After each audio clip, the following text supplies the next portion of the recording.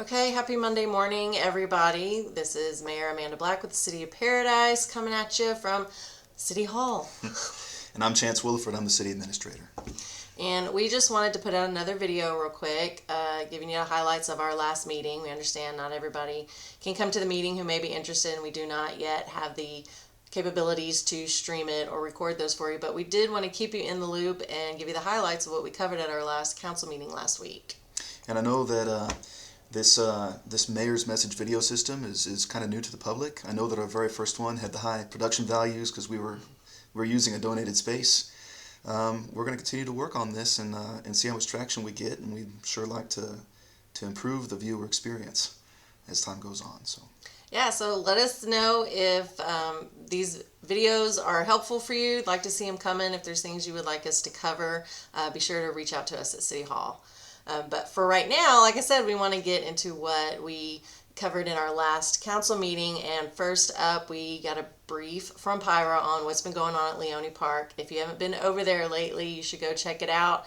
The park is looking great. We are very thankful with our partnership with them for caring of the park. One of the big things that we recently did was a ribbon cutting on the new rainwater harvesting system over there that will help keep those fields irrigated and looking great. So thanks again, Pyra and Kevin Hart, for all you do over there, and we look forward to continuing that partnership. And it was a real community effort to get that $50,000 water, 50,000 gallon storage. It's not budget built. season yet. Yeah, excuse me. A lot of donated work from the community. It's the sort of close-knit stuff that we love to see at the grassroots level. And so, let's see, we had Rain Ranchers that had a part of that. What is the other? I got them right up there. Resource Rangers. Yeah, Resource Rangers, Ground Whisperer, Cripple Creek Electric. There was a lot of moving parts to that, and it's awesome. You should really go check it out. Absolutely. One of the other things that we covered is the council had a good discussion over our special events ordinance. We know that has been a hot topic of late, and we want you to know that we listened to your feedback and we brought it before the council and we talked about it some more.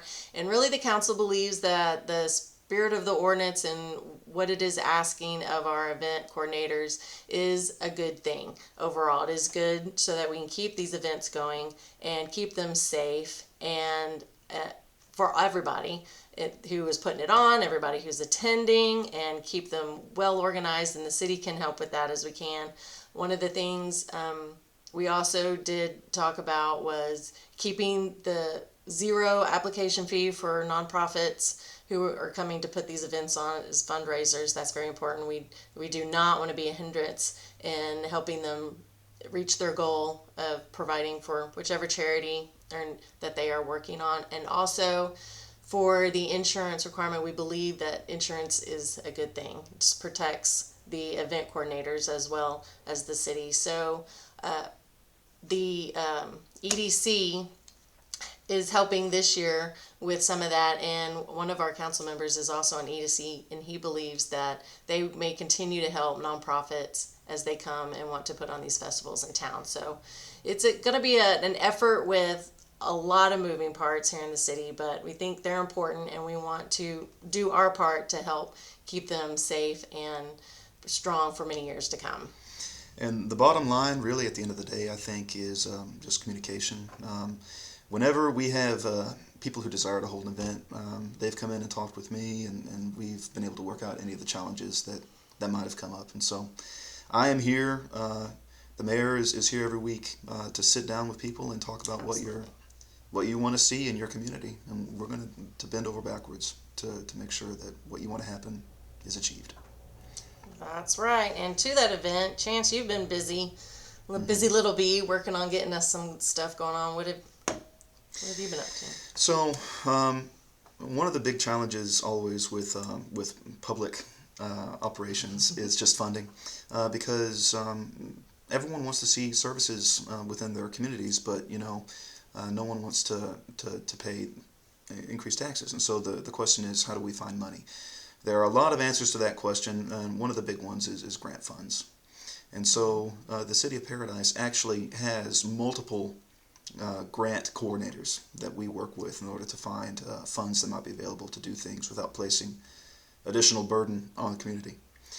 And two big ones that we've been working on for a few months now, basically since I arrived here, have been the RCP, which is the Resilient Communities program, and the CDBG, which is the Community Development Block Grant. These are two larger grants, and put together, it's about $1 million in grants that we are continuously working forward. And although we're still in the application process right now, one thing that I want the community to be aware of, if you don't mind me saying, Please do. Is that the City of Paradise is looking towards making a comprehensive plan. There's a lot of detail that goes into a comprehensive plan, and so it's not something that the City Hall just does on its own. Usually, what a municipality does when it makes a comprehensive plan is it forms a committee of stakeholders within the community. So these will be residents, these will be community interests, these will be public safety, developers, local business, small business, all the people who have a stake in the direction that the community takes. We are not yet at the point where we're forming this kind of public interest, public action committee, but we are at a point where I hope that people have it in their minds, because that'll be a really important service to provide and a really cool opportunity for individuals in the community to really shape the plans that we have and the direction that the city's going to take. And so I'm just putting it out there on y'all's radar. Yeah, we may be asking for you to come serve on that committee and give us your input. So, yeah, keep that in the forefront of your mind as we're moving through a comprehensive plan. When it's all said and done, will also help us go after even more grants to help build according to that plan that's put together. So this is one of those things that it's good for cities to do, and there are a lot of moving parts, and you can be a part of that. So just be on the lookout for more videos on that. And literally you, You. whoever you are behind the screen, if you insert your name here, want to be a part of the city, there's always a role. There's always a way for you to get involved, and part of it might be this comprehensive plan. So, some other highlights that were touched on at our meeting was looking at a plan to help with drainage on the west side of town through Old Town and Reed Ranch, and how it goes through Lowry's Culver Yard and into the park. There has been a lot of development over there, and everything was built according to the plans and ordinances, but we still acknowledge that there is some heavy water movement through that direction, and we're looking to see what we can do to mitigate that, to protect the park and all the other property owners along the way. So that is something we are looking at as well. And we also joined in the efforts to formally oppose a a proposed landfill over at Bobo's Crossing. There it is. Happy Monday morning, everybody. Yeah. This landfill is something that there's in the process of being approved through TCEQ. It's a long, drawn-out process, but there is concerns on increased traffic dangers and having a landfill basically in the water table, because where that area is, it's very low, and we don't want anything to mess up and pollute our water, which is already a precious resource here in Wise County as it is. So we did join that effort. If you want more information on that, please reach out and we can send you a link to where you can go also make your voice heard on that as well. I'll probably put that link in the description to this video. That would be a great idea. Okay. I would just like to remark, my previous experience in city government has been in Tarrant County. And in Tarrant County, everything is dominated by Dallas-Fort Worth. But one of the cool things about living in Wise County is that all the relatively small municipalities that live in Wise County really step up and support each other. And so when Aurora has a problem, when Boyd has a problem, when New Fairview has a problem, they're always getting together and asking, what can we do collectively to work together to support each other? And I think it just speaks to the sense of community that exists. It really right does. Here. It really does. And so there are efforts to bring water development to Wise County. There are all sorts of efforts for animal management and that sort of thing. And when one community has a problem with something like a proposed landfill, everyone steps up and chips their voice in. I think that's a really great thing. It is. We all rally together and circle the wagons when we need to. And one of the things you'll hear us mayors say in our meetings a lot is we are stronger together. And that is very much the case. And we should get that on t-shirt. Stronger together. Stronger together. Y'all know how I like my t-shirts. So we should do that.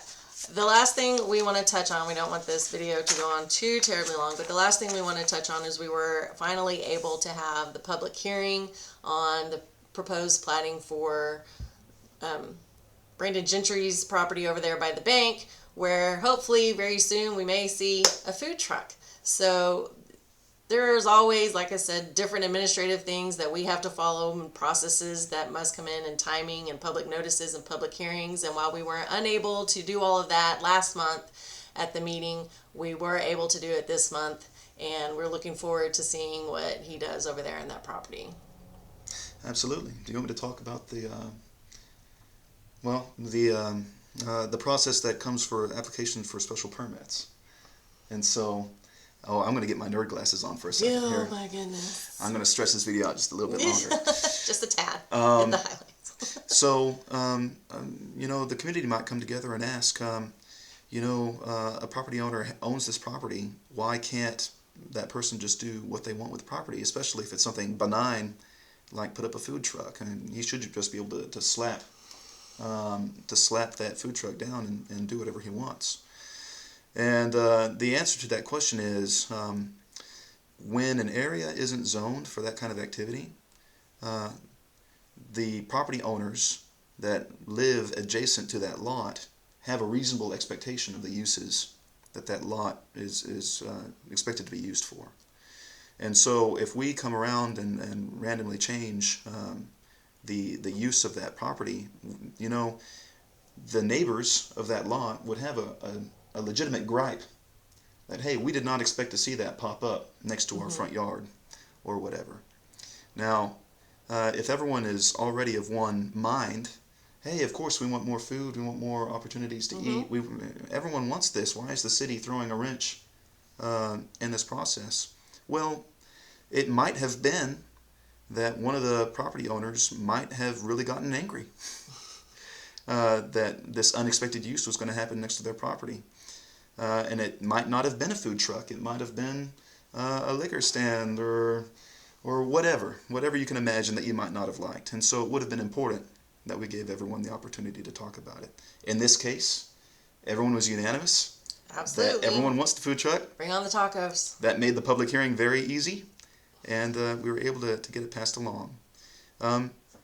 And as we go along with these administrative processes, we want the community involvement to tell us, hey, we are 100% behind this, or hey, you might not have anticipated that this group of people might be upset about this use. And so it's just a little insight into why things work the way they work.